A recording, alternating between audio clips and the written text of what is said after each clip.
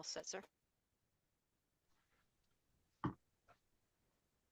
Good morning and welcome to a regular meeting of a panel of utility commissioners and staff of the Public Utilities Regulatory Authority held today, Wednesday, November 19th, 2025 at 9:07 a.m. by remote teleconference. We apologize for we had a little bit of a late start this morning.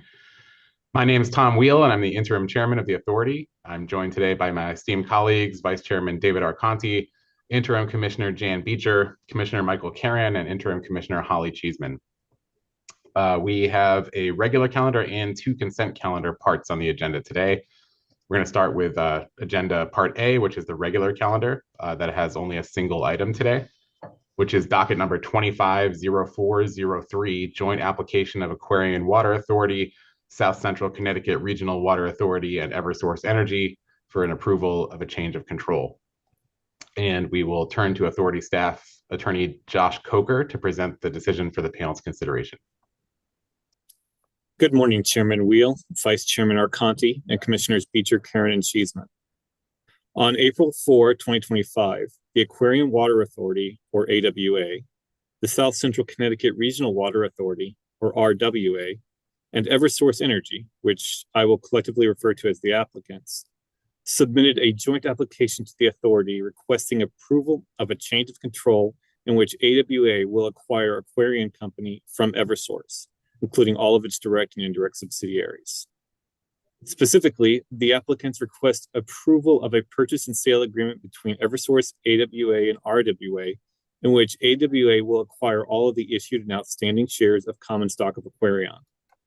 The transaction involves the acquisition by AWA of the entire Aquarion business, including all operations, functions, earnings, and cash flow, for approximately $2.4 billion. $1.6 billion in cash and $800 million in net debt. The purchase will be a stock purchase where AWA will purchase all common stock of Aquarion and become the sole owner of Aquarion. In addition to the applicants, the authority recognized the Office of Consumer Counsel and the Commissioner of the Department of Energy and Environmental Protection as parties. The authority granted intervener status to the following: the Connecticut Office of the Attorney General, the Department of Public Health, the Connecticut Metropolitan Council of Governments, the Western Connecticut Council of Governments, the towns of Fairfield, New Canaan, Ridgefield, Westport, and Wilton, Save the Sound Incorporated, the National Association of Water Companies, and the Connecticut Water Company. Numerous elected officials and members of the public provided public comment. Under General Statute 1647, no person may take any action that directly or indirectly causes a change of control over certain regulated companies, including water companies and their holding companies, without first making a written application to and obtaining the approval of the Public Utilities Regulatory Authority in a contested proceeding. Upon receipt of an application for approval of change of control over a regulated company, the authority evaluates the following statutory factors. 1, the financial, technological, and managerial suitability and responsibility of the applicant. And 2, the ability of the holding company to provide safe, adequate, and reliable service to the public. Additionally, as the transaction necessarily involves a transfer of ownership of assets or a franchise of a public service company, General Statute 1622 tasks the applicant with the burden of proving that said transfer of assets or franchises in the public interest.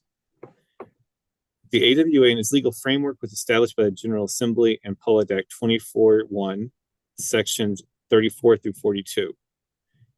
These sections amended Special Act 7798, which is the statutory foundation for the RWA, to modify and add multiple sections that established the AWA and its governance structure. Authority approval of transactions required under Section 42 of the Public Act 24-1, as well as under General Statute 1647.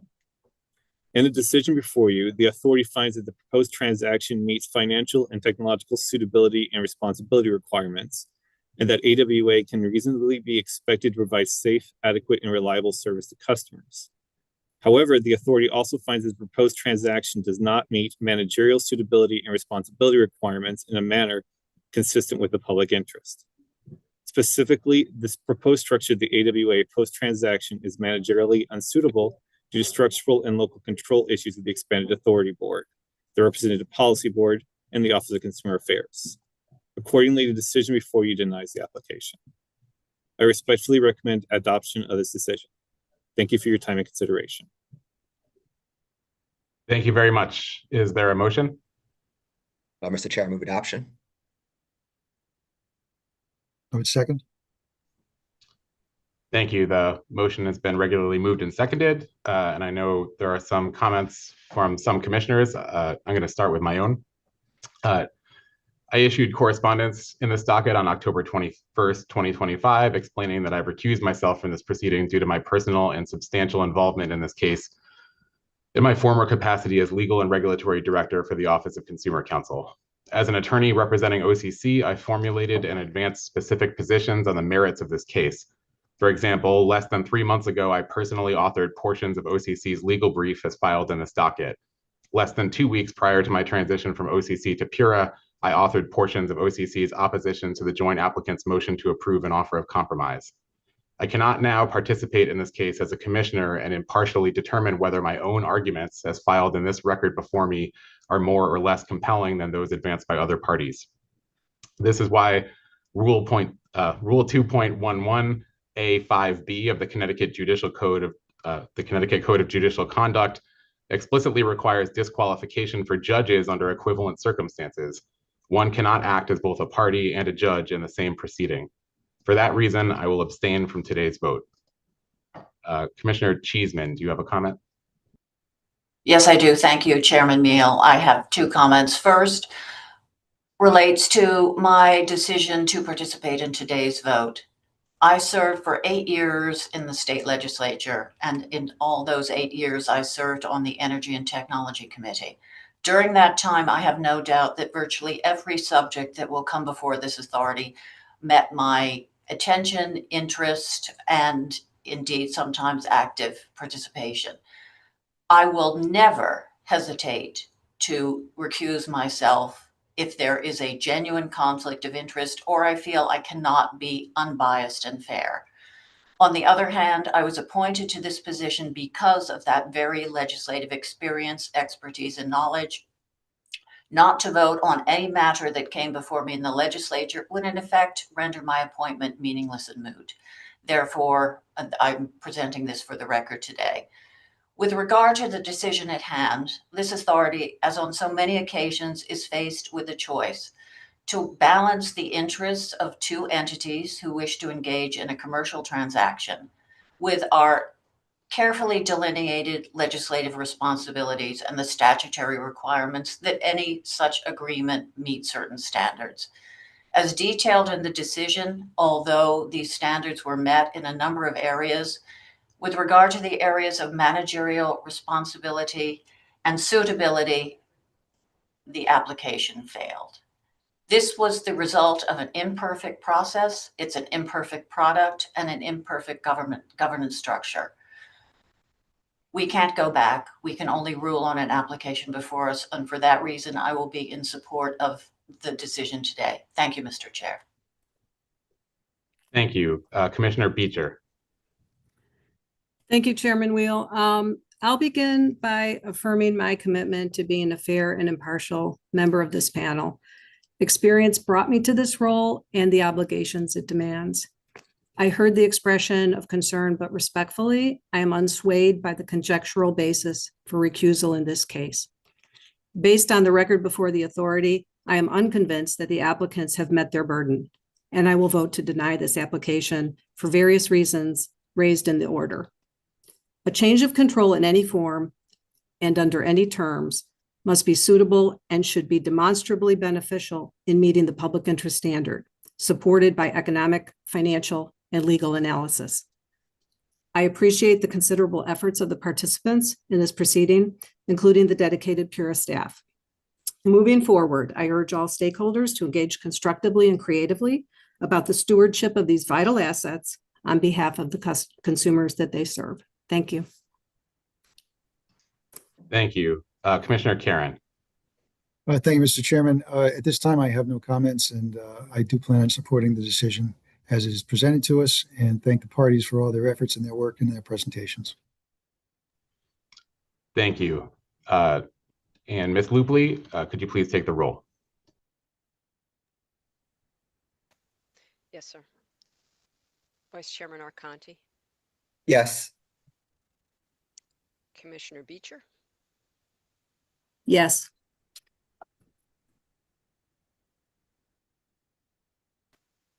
Yes. Commissioner Cheeseman, Yes. Thank you. The decision has been adopted. We will now move to Part B on the agenda, which is a consent calendar for final decisions and motion rulings on 6 dockets. Is there a motion for the consent calendar listed as Part B on the agenda? Chairman Wheel, I would move today's consent calendar items 1 through 6. And I will second. Thank you. The consent calendar has been regularly moved and seconded. Ms. Lupoli, could you please take the roll?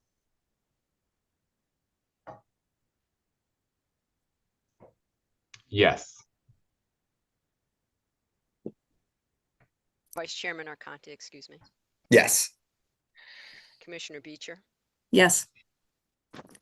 Commissioner Karen, Yes. Commissioner Cheeseman, Yes. Thank you. The consent calendar has been adopted in full. The last part on the agenda, Part C, is a consent calendar for the appointment of presiding officers. There are 6 dockets on this consent calendar. Is there a motion for Part C of the agenda, items 1 through 6? Mr. Chair, I'll move adoption. I'll second. Thank you. The consent calendar has been regularly moved and seconded. Ms. Lupoli, could you please take the roll? Chairman Wheel, Yes. Vice Chairman Arconti, Yes. Commissioner Beecher, Yes. Commissioner Karen, Yes. Commissioner Cheeseman, Yes. Thank you. The panels assigned to items 1 through 6 on Part C of the agenda have designated a presiding officer in each of those proceedings. That brings us to the end of today's regular meeting agenda. We will adjourn. Please note that we do not have a regular meeting scheduled for Wednesday of next week. We will reconvene the following Wednesday, December 3rd, 2025 at 9 a.m. via remote teleconference for our next regular meeting. Thank you, and I hope everyone has a wonderful